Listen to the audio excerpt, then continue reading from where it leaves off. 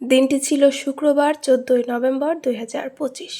একটু বেলা করেই আজকে ভিডিওটা শুরু করেছি, কারণ আজকে যে কাজগুলো আছে সেগুলো হচ্ছে আমার নিজের কাজ, মানে বাইরে সেরকম কোনো কাজ নেই, জাস্ট একটা পড়ানো আছে, তাছাড়া সেরকম কাজ নেই, জন্য নিজের কাজ তো আমি গাফিলতি করছি, এটাই হয় আর কি আমার ক্ষেত্রে।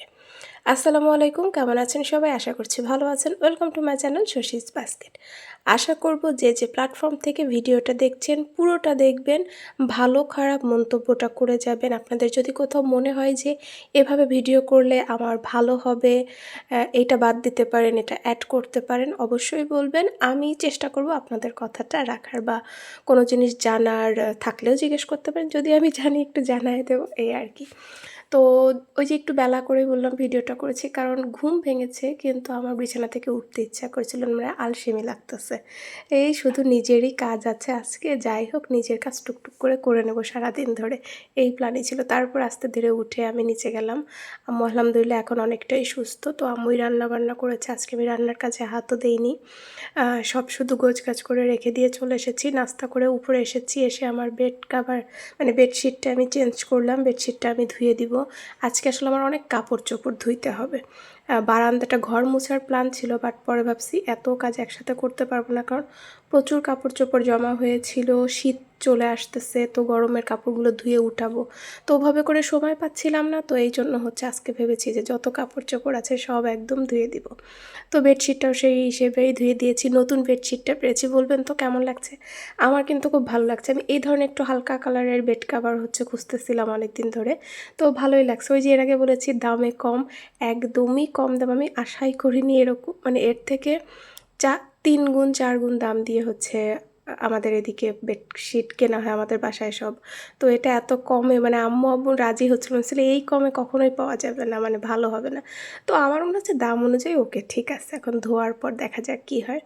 যাই হোক, তারপরে হচ্ছে আমি খাওয়া দাওয়া করে নিলাম। বারান্দাটা আমি জাস্ট এত ধুলা হয়েছিল, একটু পানি দিয়ে ধুয়েছি, মুছিও নি, মানে এত ময়লা হয়েছিল, আর ওই যে টবের থেকে পানি বের হয় এই জন্য আর কি। পরে আমি খাওয়া দাওয়ার পরে হচ্ছে রেডি হয়ে গেছি, ওর একটু রেস্ট নিতে পারিনি, মানে 1 সেকেন্ডও না। পরে গেটের বাইরে বের হয়ে দেখি আমার ভাই দাঁড়ায় আছে, আমার খালাতো ভাই। তো মোটরসাইকেল নিয়ে ওর বাসায় আমার যাইতে পথে অল্প একটু কিছু সময় পরে পরে তো বলতেছে, আসেন আপু আমি আপনারা অর্ধেক পথ নামাই দিই। তা আমি আবার রাজি হচ্ছে না, বলতেছে আরে ওঠেন ওঠেন।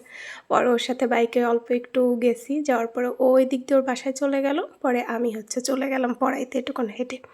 এই যে পড়ানো শেষ হয়ে গেছে, আজ কয়েকদিন আমি একটু তাড়াতাড়ি পড়াতে চাই, কারণ একদম সন্ধ্যা লেগে যায়, ওর স্কুলটাও বন্ধ আছে, এই জন্য আর দেরি করি না যে সন্ধ্যা হয়ে যায়। সন্ধ্যা হলে তো ওই যে বলেছি সাপের ভয়েতে আমি হচ্ছে হেঁটে আসি না, ভ্যানে আসি, তো আর হাঁটাহাঁটিটা দরকার আসলে খুব বেশি, কারণ আমি যে গরম পানি লেবু পানি এটা খেতাম আগে, সেটা আমি আজ 1-2 বছর হচ্ছে খাচ্ছি না।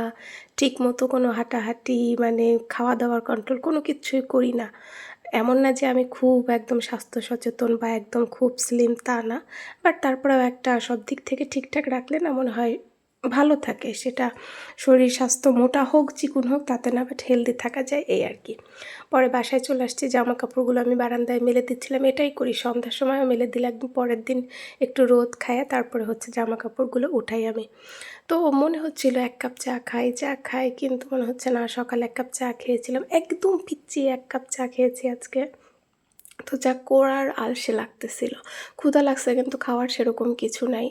তো কী করবো, একটু বারান্দায় একটু কিছু সময় দাঁড়াইলাম, একটু ছোট্ট করে ক্লিপ নিলাম। পরে এসে জাস্ট 5 মিনিটও হয়নি শুইছে, আমার যে ভাই যার সঙ্গে আজকে মোটরসাইকেলে গেলাম একটু, ও আর ওর ওয়াইফ ও আসছে।